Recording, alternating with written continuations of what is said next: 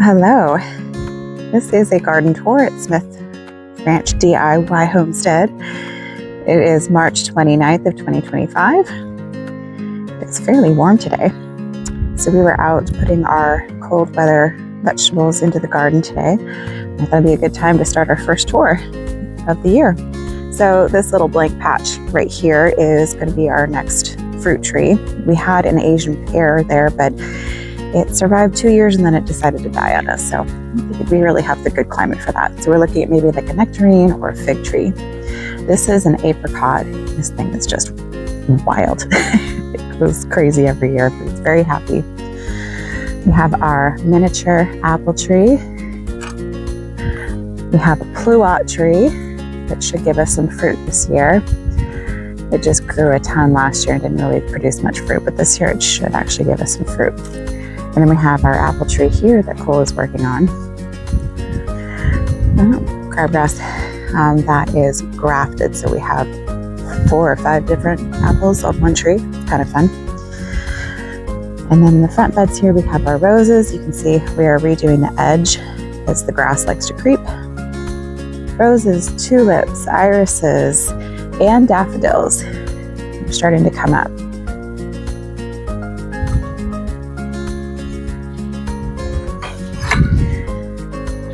Okay, and in here, I've been mucking some of the stuff that kind of died with the last frost.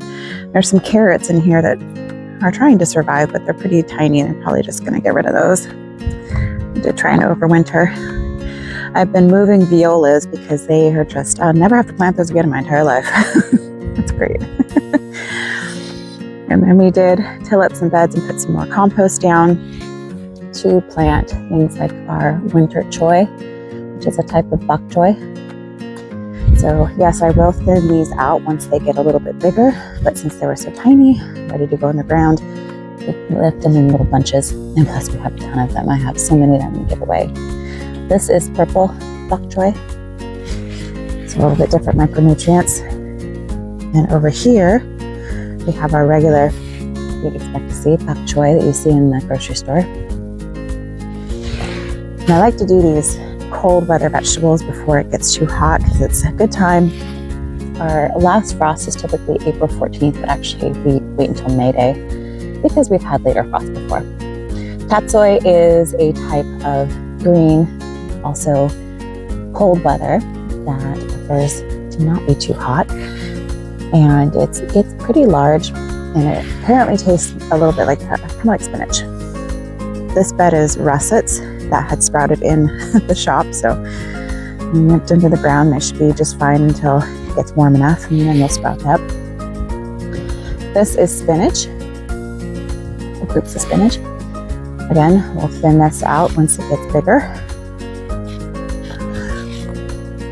The rest of these haven't been mucked yet, our old tomatoes. And we have this thistle that just is everywhere, so we got to deal with that and get rid of that. Kind of a mess right now, guys, but this is a real garden. Another viola that I transplanted. And then we have what's called miner's lettuce. And I've never successfully grown this just because I've tried to throw it in the ground. It wants to be damp all the time. So I started it in little pots and that seemed to work out better. So we'll see how it does. I'm interested. Up here we have some herbs. This catmint I transplanted because it decided to volunteer somewhere I didn't want it to be. So I moved it over here. We have English thyme that made it. Tarragon, this one dies down and comes back every year. It's really delicious. And then our oregano. We have several different kinds of oregano throughout the garden. So we still have quite a lot of work to do, as you can see. Some things that we left to overwinter because some of these things actually help to harbor all kinds of bugs, but good bugs too. So we do as organic as we possibly can. But sometimes, things get out of hand. We'll kick it up a notch. There's some thyme that we need to wrangle back down. Garlic chives that survived the winter. Some more transplanted violas. Parsley back there that survived the winter. And these are our table grapes. And then on the arbor over there, we have our wine grapes. More lavender. Lavender actually did pretty well. We have our onions, bunching onions that we will also never have to plant again. Some more chives back here that need to be cleaned up. A whole bed of thistle. Yeah, that's not on purpose. Strawberries need to be cleaned up as well. We take an aggressive rake to them, and it helps just let it breathe. We do have to get some of that crabgrass out of there. I hate that stuff so much. This is fennel, golden fennel that comes back every year. It tastes like licorice. And it's so good. And then our asparagus. Oh my goodness. We're getting to that time of year.